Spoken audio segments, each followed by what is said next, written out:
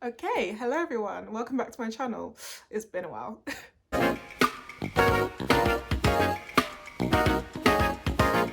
So it was recently announced that Rochelle Humes is to present a documentary about systemic racism and the black maternal death rate in the UK. Now, I saw when this was first announced, I think it was about a week or two ago, and I didn't say nothing. I had my thoughts, but I didn't say anything.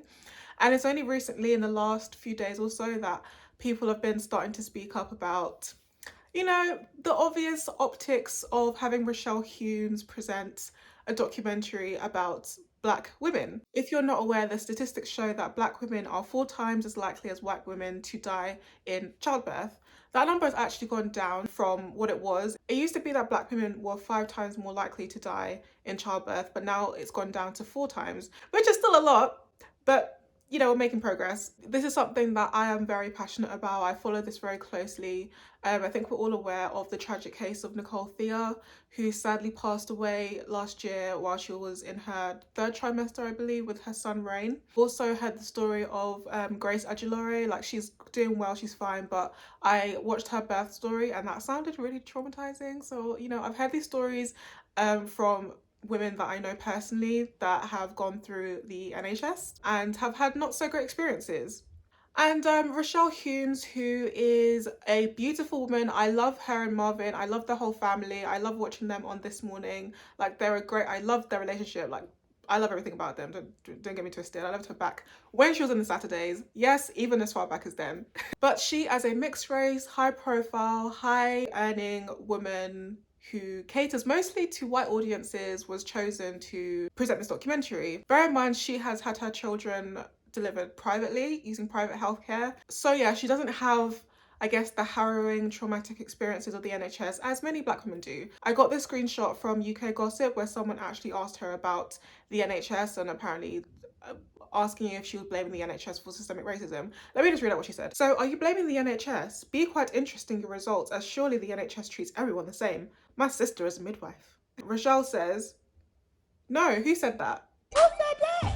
Who said that? Who said that? Not me. It's an investigation as to why this happens and has been rising at an alarming rate. I just feel like if you're going to present this documentary, like, do it with your whole chest, present it with the stats. I don't care about white fragility. I don't care about, wrapping this up in cotton wool, because people, like, women are dying. I'm sorry, but Black women are suffering, and I just don't want it to be presented in a way that's all like cotton wool for people who aren't ready to accept the truth. Rochelle got a lot of backlash. I think she tried to disable her comments or limit her comments for a while, but she had to address this, and this is what she said. The situation around the documentary playing out online is complex, and I know that my response won't satisfy everyone. That being said, I'm going to speak to the facts and what I know to be true. Firstly, I recognise that I am contributing to a conversation that many Black women have been central to and fighting for a long time. When taking on this project, it was necessary to the producers and I that the voices of the people who've been directly affected are centred in the storytelling. It's important to me personally and everyone involved in this documentary that this ongoing issue is brought to the widest possible audience. I want to utilise my platform to add further reach and visibility to this ongoing issue with the sole intention of creating broader awareness to affect change. I was offered the role as host last year to go on an exploratory journey through the lens of the audience to ask the question, why? To tackle any issue on a national scale, it involves a community of people pulling together to advocate and rally for change, as ultimately we all share the same goal. This is bigger than me and not about me. I'm just bringing the topic to a wider audience and championing the incredible women that haven't had their voices heard. I want to honour the brave people who have opened up and shared their journeys in the hope that collectively we can understand, learn from and end these needless deaths. It's a nice message, Rochelle. It is. And, I definitely think that, Black women and mixed race women can all work together to bring about change and to help more Black women and mixed race women in maternity. However, I don't believe that it is helpful for her to centre herself in this particular conversation. I don't. I want the face of this documentary, the face of this issue, to be a Black woman. That is a Black person with 2 Black parents. I just don't see someone who has benefited from private healthcare and is a high profile woman who has a white parent. I don't identify with her, and I think it would be disingenuous to act as if it doesn't matter. You wouldn't have a documentary about slavery and have a South Asian woman presenting it and talking to people about slavery and exploring all these issues. It wouldn't connect. It just wouldn't make sense. So if you can understand that, then I'm sure you can understand this as well. If you don't, I don't know what to do for you. If you're not aware who Candice Brathwaite is, she is a best-selling author. She wrote the book I Am Not Your Baby Mother, which has actually been on my reading list actually for quite some time. I've been waiting for it to become available on paperback on Amazon. Thank you, March is coming. But from what I understand of the book, it's like a real raw version of what it is like experiencing pregnancy and childbirth in the UK with the help of the NHS as a unambiguous, monoracial, dark-skinned black woman. From what I can understand, Candice was supposed to come out with her own documentary, so I think these two issues have been conflated, as in people are thinking that Candice was taken out of her own documentary and replaced with Rochelle Humes, but that wasn't the case. Let me actually read what Candice said. The producer of the show that Rochelle Humes is to present has called me asking to clarify that I was never in the running to present that particular documentary. So for the record, I was contacted in March 2020 by a different production company about developing a similar documentary and had been speaking with them throughout 2020. Our last Zoom call being on December 1st, 2020. I've been advised that the show with Rochelle was also being developed at the time. At the same time, I was engaged in discussions and was obviously commissioned. The producer said that fortunately for him, his show was simply acquired first and these things happen in television. I was also told that I would never have been a frontrunner for this particular documentary, as they prefer their subject to be removed from the situation, so that the element of discovery about an issue is genuine, but that there would perhaps be room for another documentary of the same nature after this one had aired. They had asked me to contribute my expertise, but I declined as I don't want my trauma to be mined for a show where I have no control of the narrative. My agent had asked a few weeks ago if there was a possibility I could co-present alongside Rochelle, and was told there was not. At the end of the day, I cannot overstate enough how important it is for this issue to be spoken about until we are able to save more black women. On a personal note, I've learned a lot and I'm thinking carefully about my future in TV on the whole. Thank you guys so much. Yeah, there you go. That really tells me that this is definitely a very nuanced and implicit tactic that is used a lot in the media. You know, there's been this argument that, you know, Rochelle Humes has a bigger audience than Candice, which is true, that's fair enough. But, you know, there are plenty of black women, you know, with two black parents that could have presented this. I'm not just saying it should have been Candice. Like Jamelia, for example, I've been following her for a long time. She's been speaking about this for a long time, way before Black Lives Matter 2020, way before it was cool to talk about this, it was more acceptable, and you could talk about it on daytime TV. You know, from what I've seen of Rochelle Humes pre-2020, is the few times she's spoken about race, it just hasn't, I just didn't identify with it at all. So she's written a few children's books and she spoke about one of them dealing with differences in children being diverse, her being a mixed race woman and her children being of colour as well. And, you know, this would have been a great opportunity to talk about how her kids are of colour. She herself grew up, I guess, in a predominantly white area, and this book was meant to cater to children of colour. But no, it's like you can't talk about race or without being black without attaching it to disability, LGBT, No, when I talk about race, I want it to just be about race. If I talk about LGBTQ rights, I want to talk about just that. I don't like conflating our issues with everything else because I feel like we deserve our own space to talk about things. So here on Loose Women, here's an example of that. And yeah, just to change the story and change what a school bookshelf looks like. You know, when I was younger, we were sort of reading Biff and Chip, and my kids are still bringing them home now. And I'm kind of like, kids need to recognise themselves. That's not just a race thing, that's a disability thing. Yeah. You know, if kids, you start them reading so young, and if they don't see themselves or find that interesting and recognise themselves, it's that old thing where you can't be what you can't see, and I really believe that. So like you can just feel the discomfort in not, oh, let's not make it about race. Well, yeah, sometimes it is. Another time she's there talking about her natural hair and how she, after having her first daughter, she made a personal decision to wear her natural hair in its curly state more often, which is a great thing, you know, of course. Like, I love natural hair, I'm an advocate for natural hair, so that is really nice that she took that initiative for herself.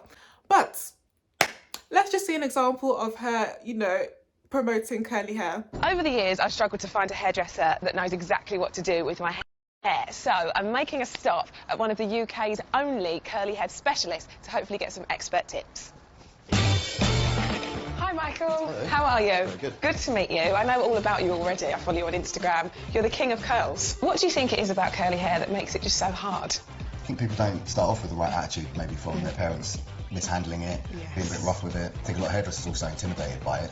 They see a big head of hair come in and, you know, they just want to straighten it so that they can turn it into something that they can manage. Right, so tell me, what would your top tips be when it comes to looking after curly hair? Top tips, combing. I think it's as simple as that. I think a lot of damage can be done when people are doing this aggressively. Yeah. So this is a quite simple little difference, and that's just to keep the comb pointing up. The other one would be putting the product in. Do that when it's really wet. I'd suggest people do it in the shower, so take the styling product in the shower, wash your hair, comb it, and then rinse it, and then shake the hair to separate it, and then put the product in whilst it's still dripping wet. Now, I don't know about you, but I don't relate to that. That in no way, it doesn't help me. When I think natural hair, I go to women that look like me. Do you see the difference here? I mean, this has happened a lot in the natural hair community. It started off with dark-skinned black women with type 4 hair and has, you know, becoming mixed race women with looser hair textures, becoming the face of the natural hair movement. And people can say I'm being melodramatic, saying, oh, where are black women being erased? We're all black, we're all different shades of brown, blah, blah, blah, blah. But it's true. Our image is always being held back time and time again. If you're not dark-skinned, you may not notice it. You have the luxury of not noticing it. But as a dark-skinned woman, I see these things and it's very obvious to me. Let's look at example, the reboot of X-Men, Storm. Storm in the comics was a beautiful dark-skinned woman. She had beautiful dark skin and flowing white hair. And who did they cast her as in the new X-Men movie? Alexandria Shipp. And she felt no ways about it. People called her out for it and she felt no ways about it.